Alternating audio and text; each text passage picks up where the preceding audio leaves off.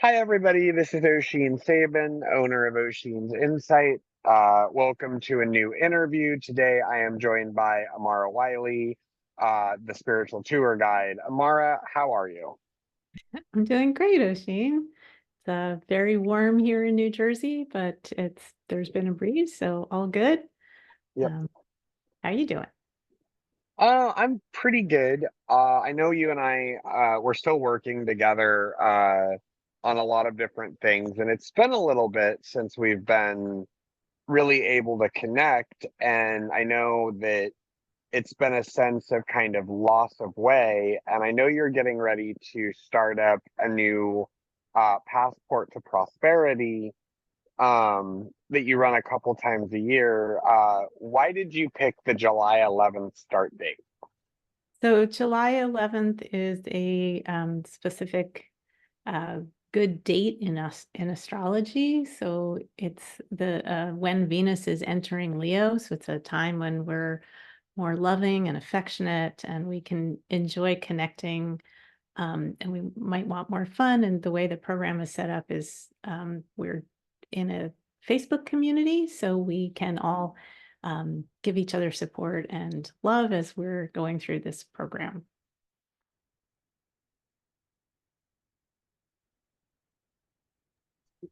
Um, so, you know, we recently, I mean, both of us have been so unavailable. And one of the things that you and I were just recently talking about was that sense of losing our way in a lot of situations. And, you know, like, are you kind of there yourself? Because I know for myself, I'm very in this sense of like losing my way. Mm. Yeah. Uh,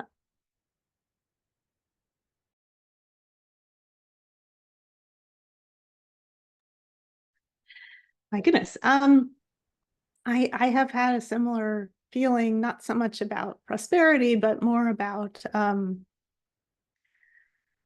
so I've gone through a health challenge over the last couple of years, and I got a little down about it because although, I see our plane of existence as being an illusion, it's if you're uncomfortable and in the illusion, it's hard to bring yourself back out and be in a place of, light and joy. What's been going on for you, Oshin?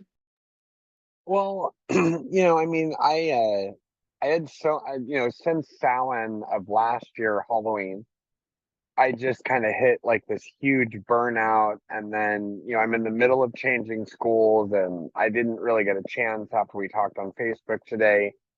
I was feeling a lot of financial catastrophe. And, as someone who's taken your program, I'll be taking it as an alumni of the program. And what I realized was that, like, it was actually very simple. The thing I had not done for Purdue Global, as I'm now going for my CA in accounting, is that I am able to, in this situation, I just had to unlock my summer funding on my 22-23 FAFSA.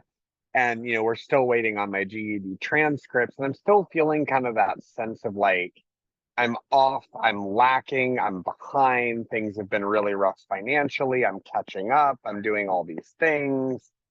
And, like I did talk to my building manager. They are waiting on an email, and then they'll be paying the remainder of my behind rent. And then I brought my cell phone bill down. Like I've been doing a lot to bring my bill base down. And then like I lost my car because it was a kind of a clunker. And, I just that was really destructive. And then I had like an insurance catastrophe right before that with my car insurance. And so I think for me, one of the reasons I'm retaking it is one of the big pieces that you talk about is the holy instance as well as the 2K thinking. And that, somewhere in time, I'm already in school, I'm doing well, I'm enjoying going for my accounting degree. And, like the question I have there is, when you're kind of feeling that down, because like I'm also dealing with the diagnosis of either a neurological or an autoimmune. We've narrowed it down to either lupus or even possibly Parkinson's because of my bipolar. And they've been doing a lot of research that people who are bipolar early on wind up with Parkinson's because it's an impulsivity control. And so, like, I'm feeling kind of that same sense of physical and financial challenge. For people watching out there on YouTube or listening on the podcast land, like, could you elaborate more about like getting down physically and then like that sense of like, I wouldn't say catastrophizing, just more like pulling yourself out of that mindset? So I think it works the same way, whether it's your health or your finances or relationships, that the more you can focus on the good, and I like to define abundance as the faith that good things are coming. Um, the more you can focus on the good, the more your brain is going to see that, because that's how our brains are wired. Our neural pathways form because of what we think, and we can change that. We can change our neural pathways, but when we are looking out into the world and we're telling our brains that, you know, we don't feel well, or we don't have enough money, or we're worried, or whatever it is, um, then that's what our brain is looking for. It's going out there and going, oh, here's an example of why I feel this way. Here's an example of why I feel this way. And we are taught in the society basically to do that. So it's not surprising that we do it.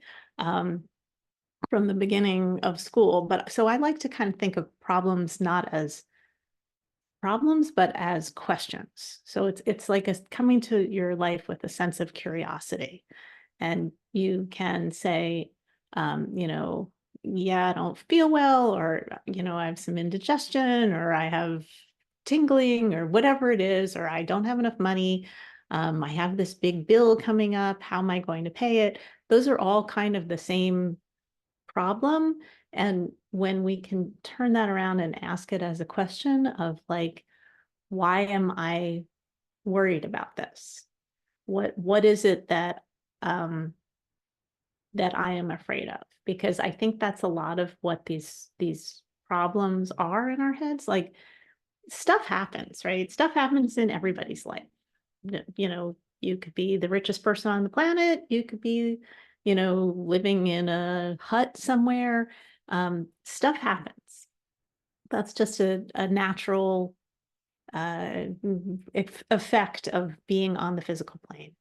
But if you can try to just be okay with whatever's happening, I kind of think of it as sludge, really, right? Like, we we sometimes have stuff come up. It's just sludge that we haven't dealt with, whether that's from a past life or from some earlier choice or just the luck of the draw. It doesn't really matter. Um, we have a chance to just kind of go, okay, that's just sludge. That just happened. I don't need to get upset about it. Or there's this thing coming in the future, and like, so I have a bill coming in. How am I going to pay it? Well, that's the future. We're in the very moment. You don't have that problem. It's a question, how am I going to pay it? But it's not an actual problem. It might be a problem a week from now when the bill is due, but a lot can happen in a week. So we can believe into being the things that will help pay that bill, or sometimes we can believe into being something that will postpone the bill. So here's an example. My son has one more year of college, and I was kind of going, I've been sick. I haven't been working as much. And I was kind of like, oh, I don't have the money for this year. I'm not really sure how that's going to happen. But I wasn't freaking out about it. I was just kind of like, well, I'm not really sure how this is going to happen. And in the middle of May, I totaled my car. And you might think, oh, that's not such a great thing. But what actually ended up happening was that I got the insurance company gave me a chunk of money, and then my brother just decided to give me a chunk of money. And now I have all the money to either buy a new car or pay for my son's tuition. And then the other good thing that happened was that my son's tuition, well, he didn't get into the dorms, so he has to do some kind of private housing. And the dorms, they make you pay up front. They make you pay all of the money first. The private housing, he gets to pay by the month. So I've actually elongated time and I have a chunk of money. And so now I have like other possibilities. I could buy a cheaper car. I could, get a car payment and buy a better car. I can put some money. So there's like being in the world of possibilities gives us the opportunity to not freak out about that thing that we believe is impending doom sometime in the future. Does that make sense? Oop. Oh, Yeah, I mean, it really does. And, I think that you're right that a lot of people see sort of that, we're taught on a cultural level, oh my God, I'm behind. Oh my God, I'm got this bill. Or like, like I think a good example for myself was, I had all of this kind of like boom financial stuff happen. And yet through this last couple of months, I was able to catch up. Money kind of came in randomly. My self T-Mobile worked with me, and they realized they made a huge mistake and eliminated a lot of my cell phone charges. I paid off my phone. I've lowered my cell phone bill. And like one example I have is like I'm so proud of my dad right now because he finally left Royal Air due to they couldn't bid projects, so my dad now had work. And he's now working for Sienna Francis as their lead maintenance tech because it's a 40 hours guaranteed. It's a standard schedule, which is so much better for him. And, he's been very like, he got his first paycheck, but only had 32 hours. This one has 40. And like, he's sort of in the same place I am of like, blah, money and problems. But like, working with you, like you've taught me is elongate time and not focus on the impending doom. And it's like, don't focus on the impending doom situation. Um, but it's also like knowing that things will work and that it's going to be okay. And another good example is I talked to you this morning and I was like scatterbrained like hell. And that was because I was really worried about getting into school. And like, one thing you've really always been with me on is our souls are that great power of manifesting our desires, our wishes, and our wants. And the only thing I'm waiting on is all I had to do, like I said earlier, was go onto my FAFSA, take 2223, give it to the school. My SAR, which is your satisfactory program report for those that don't know, is in good standing, which means all of the summer funding for 2223 then gets unlocked. And I've already made the decision as they're in the registrar's office looking for my GED transcript that they'll find it by tomorrow, and there might be a way to get the deadline a little extended for me. And then the funding will be there and I'll be back in school and I love school, as you know. But I see what you're saying, and like I know for me it's been a really hard struggle. And I think that, as someone who's taken the program, it can be really important to remember that we lose our way, but we can find our way back, as you said earlier. And, I think for people that have taken it and new people, like, how do you see the difference between like people who have taken it and want to find their way back, and how people that have never taken Passport to Prosperity, like in the community on Facebook, you're going to have people who have taken it and you're going to have new people. How do you think that like those people will be able to work with each other? so I've done this a number of times and I've always invited alumni back. So it works out fine because it turns out we're really all in the same, place, and the cohorts that meet together are often have very similar issues going on, whether they've been through the program before or not. essentially the program's designed to help you change the habits of your thinking. It takes 20 to 40 days to change a habit, and the program's 40 days long, so it helps you get back there. And if we fall back into not having the habit of um, visualizing the positive things, then this can help you just get back to that place. And I think everybody does that. We get distracted or busy or lazy or whatever, and we stop doing the spiritual practice that helps us to have a great life. And so this is a way to get yourself back into that place. And you know, I mean, I agree with you. I mean, one thing I can honestly say is my spiritual daily practice has been sort of not, well, it's just not there right now. And I think, having taken the program, it helps you with that whole situation and Mhm. helping you get back into a spiritual mind frame. Now, I know we're gonna have to wrap up here in a little bit. um like, people who have, as they start this program, if they have, do you think it extends and can create another stronger outward daily practice if you central pivot onto one program?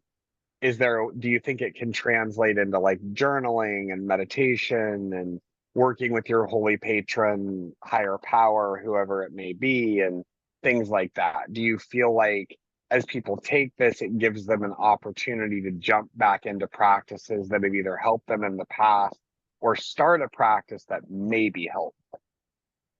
Sure, absolutely. I mean, this isn't designed to teach people how to have a spiritual practice, but it is a spiritual practice. And I I certainly encourage people to journal and read uplifting books or poetry and meditate, do tai chi, whatever, while we're in the program, because it's good to keep that momentum going, and this can really help with that. Um, I think that, when people sign up for this, I've noticed that they will start having abundance the second they hit the button and say yes, because they're basically saying yes to, yes, I want more abundance, and it starts happening. And I think what I've noticed, the people who go through the program more than once, because I've had several of them, is that the first time they might experience a little bit of abundance, and then the next time they go, oh yeah, I remember how to do this, and they bring in some more. So I've seen people, go from, I'm gonna get an extra $100, so I'm gonna get an extra $1,500, like kind of like that. So I think that's the difference between doing it once and doing it more times. Well, and I mean, like, one thing, is there like a lot of really good daily practices or at least lessons you offer? And one thing is, like, the simplicity. And then when you created this, how did you come up with like that super kind of simplicity of like the Zooms you do? They're like 7 to 10 minutes, and like, what led you into that very simplicity? So there's a really old program that's I don't even remember the name. It's from, like, I don't know, the 1900s, something like that. That's a prosperity plan. It's a 40-day prosperity plan. It's 10 phrases, and you repeat one of the phrases. You do the 10 phrases, and then you repeat it 4 times. And so I use that as sort of the jumping off place. I have guiding principles every day. They're not the ones that are from this prosperity plan, but that's how the structure happened. So I'd read one of the prosperity plan, the old ones, sentences, and then I would just like channel whatever I thought about it. So I just start writing things, and this is my creative process, right? And then once I had some ideas, and it took me a while, I probably worked on this for a year of just like making notes and thinking about it and whatever. Then I started making the lessons. And, I mean, I think that really makes sense. I mean, one thing I often tell people working with me, whether they be clients in spiritual direction or daily practice training, is, I sometimes say to them, I want you to imagine a cauldron or a deep pot. Cauldron is obviously best there. And imagine taking a spoon and sticking it straight down and doing a clockwise stir and then pulling it straight up. Because, I've heard it said that, the simplest of spiritual practice is just like that, because that one stir pulling it straight up will pull up that whole bottom and send the top back down. And I think that that's an important thing. I think with the program, though, it does help with that. But I think a lot of it is taking that outside world thinking, flipping it to your center, and then flipping the outer, your center, to, I'm abundant, I'm prosperous, and, that it really kind of helps you to flip around and, like you said, look at that more internalized. Okay, why do I feel like I'm lacking? Why do I feel fear or worry or anxiety? And like how to really conquer that. And, what would you say is kind of the biggest way of how we conquer that sense of fear, anxiety, worry within us in our minds or through our body? Is, I think we hold all of those things in ourselves. It's not just up here, it's in this whole body we live in. And, up here is just too small. So what would you say are like some of the, like, how would you say that that helps like pull that stuff to the more forefront to conquer it? So every day of the program, there's an experiment or an exploration, an exercise for people to try, and a lot of them have to do with that. So there's lots and lots of choices, so people can try different things and see if they work. Some things work better for some people and some for others, but I give a lot of different ideas about how to sort out your anxiety, because we're really energy bodies. We're not like we think of ourselves as these physical bodies, but we're mostly not. If you took all of the the electrons, neutrons, and protons spinning around inside of our body and condense them um, without any space, they would fit on the tip of your finger. We're not physical. We're energy bodies, and so um, when we're feeling things like anxiety or fear or anger or whatever, it's because of our energy. It's not because of what's happening in our physical form. So an emotion will pass in 90 seconds if you don't attach a thought to it. But if you start going, I feel really anxious, and then when you start adding to the because, like because I have this bill due next week, or because I didn't sign up for my class, or because, my car got totaled, or whatever it is, then the anxiety just keeps going. So part of the practice is to stop ourselves from adding that thought that's going to make the emotion go longer. And then the other part is to try to use some of the techniques in the course to calm the emotions down. And there's, so we work with acupuncture points and, meridians and other things in some of the exercises. And, I mean, you're right with that an emotion actually only lasts 90 seconds, and that like anxiety, fear, and worry.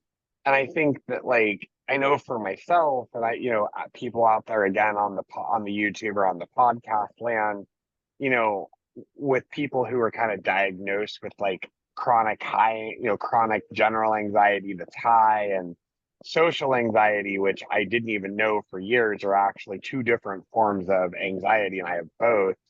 That can be really difficult to let that 90 seconds pass and not throw the, oh, I'm anxious, and like just keep it going. Now, I agree with you there, but I also think there are things that emotionally in that energy self that you're talking about, the energy body, things like opening to generosity and abundance, being more loving, being more connected. Those things, I think, I think we should attach thoughts to. Now, where would you stand on that? Like, it's not all emotions are bad. I mean, we all deal with emotions and there are a myriad of them. But for people who have like more like psychological or psychiatric issues, like how would you recommend them diverting their thought over, if that makes sense? Well, I really think it's about practice. It's to, and that's part of what this whole program is about. It's to experiment or practice doing things a different way. Like we are often accustomed to, you know, complaining or worrying about or sharing all the bad things in our lives, and we forget that there are also a lot of good things. So it's part of it is to start noticing the good things and then to try to shift our focus gradually to from some of the more worrying things to some of the things that are good, because nobody has only bad things in their life. They don't. um so we have to, you know, I mean, I've gotten to the place where even the bad things seem like good things. Like when my car got totaled, I was like, oh, that happened. I was on my way to a wedding and my partner was like, we should just go home. I'm like, go home? Why are we going home? We're gonna have to take a lift home. Let's go to the wedding and have fun. We don't even have to drive home.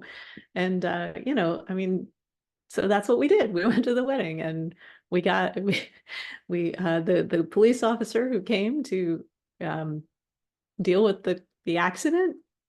He was like, "Hey, I'll give you a lift to the wedding." So he drove us to the wedding in the back of his car. Like if you have to just kind of practice the idea that bad things aren't bad, that they are just things, and we judge things. So if you want to stay in a place of love and joy, you have to bring your mind, and it can be very slow, to a place where you're not judging things as negative, not feeling like, oh, this sucks, this is bad. I certainly have done this lots of times in the last couple of years with being, with my own illness issues. I've been, like, oh, I can't eat anything. Damn it. I want, like, it's not fair, okay. Like that doesn't help anything. So, it's a practice for me too, to remember I'm light. And my partner, when I leave the house, he's like, be the light. I'm like, oh, good reminder, be the light. So that's how I see it. Yeah, and I think that that is one thing that people struggle with. And I think that we're so, like you said, we're so accustomed to you know when those problems arise, that all of our energy goes into fixing them, and it kind of gives us this tunnel vision. And when we've got that tunnel vision, we can't see anything else. And I think that that's a lot of what, as someone who's taken your program, you're trying to help people get away from this, that Right. idea that they can't see anything beyond this. Right. Um, so I think that that's like really an important element, if that makes sense, to both of the things. Um, so, I want to throw one last question in, which is, what would you say for both people who have taken it, you know, I'm going into my second, or people who are new, what would you say across the time you've run this, you've heard is kind of the biggest help people take out of it? Um, so I guess one of my favorite comments about the class is from somebody who's, I think, taken it a few times and still is experiencing some financial chaos in their life. And they said, without this class, I wouldn't have been able to deal with my emotions about this, but this has made me a lot more positive about the whole thing. And so I, I haven't fallen apart. I've been able to keep going, even though I didn't have as much, prosperity as I would have liked. I have a better outlook about it. So I think that's a lot of what, I mean, that is where the prosperity comes from, of course, when you have the better outlook. But I think that I know a lot of people will find my way of talking and explanation very comforting and peaceful. And so I think that's part of it too, is they just feel like this is it's a quiet, loving time to spend in the morning or the evening, just as a way to reconnect. And then I do believe with the program, I don't remember the Zoom meeting you do, but I do believe, is it every Thursday? So I'm not doing Zoom meetings this time. I found that that wasn't really working out. People didn't seem to be able to all meet at the same time. So that's why I'm doing the Facebook group this time around. So I'm going to come in live and talk about, like, answer questions and give extra thoughts, and have people within the community talk to each other, because the Zoom meetings, we were getting like a couple people, but I'd have like 10, 15 people signed up and most of them weren't coming. So I didn't think that was really helping people. So we're trying this time.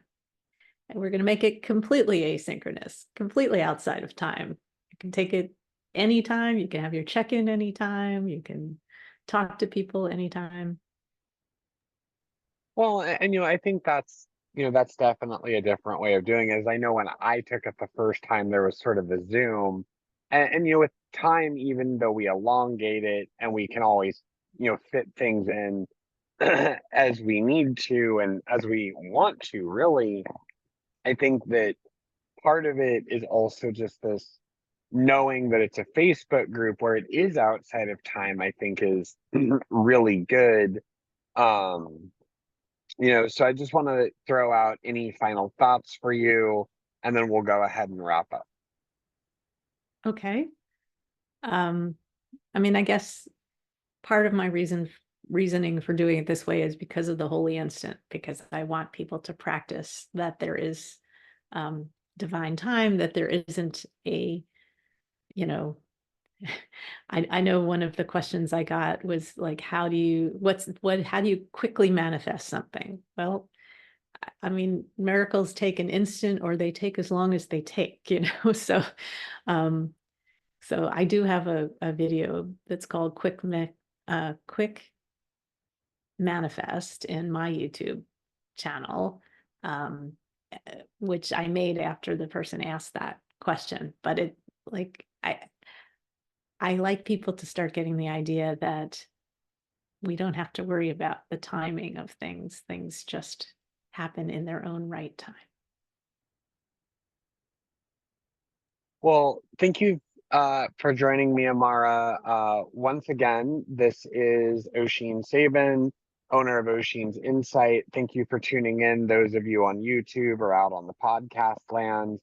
And I will see everybody soon on YouTube or be dropping new podcasts as they happen. Amara, again, thank you for joining me. And that's if there's anything you want to throw out for people, uh, please go ahead and do that. Well, I know I'm going to post this in my YouTube channel as well, and I'll put the link to the Passport to Prosperity in the description, but you can always reach me at amarawiley.com. And my last name has 2 L's. So. Yep. And I will also have the description for the program and the Teachable, as well as in my YouTube. Your YouTube channel and mine will be linked, so the interview will be in 2 places. So most definitely, everyone, check out the program. It is worth taking. I'm taking it again, and I think it'll be a good time to take it again with you, Amara. Yeah, I'm excited about that. A lot of good people in it so far. Yep, me too. All right. Thank you. Yep. Okay, so I stopped the recording. I did have a question.